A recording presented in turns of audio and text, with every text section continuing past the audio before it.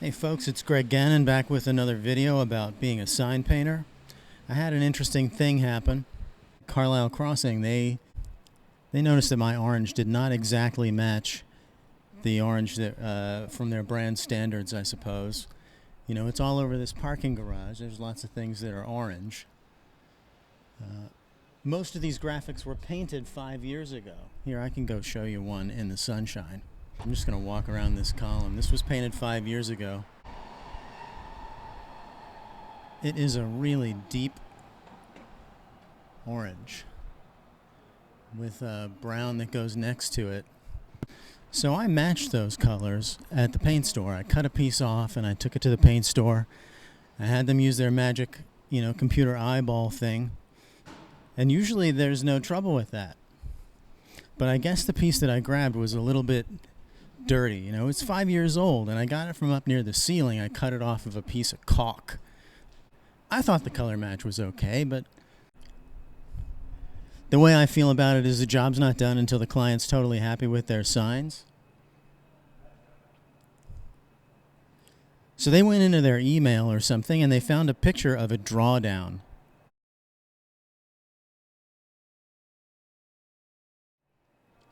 A drawdown is something that when a paint store really has to match a difficult color, they will do. They have like a machine that pulls like the exact right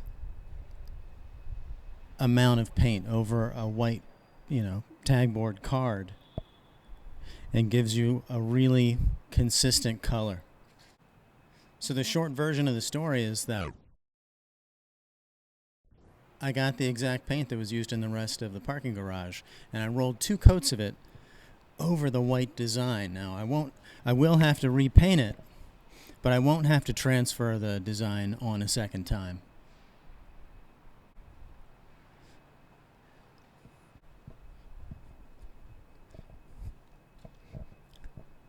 I'll try to take some pictures that show you how good this worked.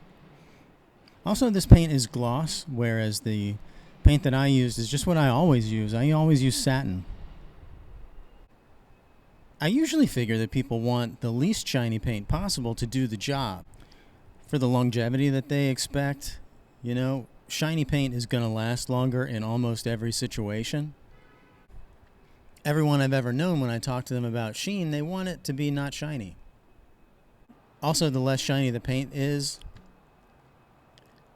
the more legible your sign is going to be when we're talking about signs specifically, especially with black or dark colors.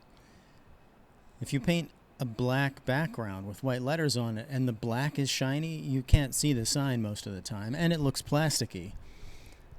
So whenever it comes to something like that with a black background, I always advise clients to go with flat or low sheen options. There's something happening with the stars right now that clients are having trouble with their touch-up paint. My previous job site, Bridge District, they were fantastic. They let me use all the touch-up paints that the painters had used to do the backgrounds before I came in to paint the signs, which is great.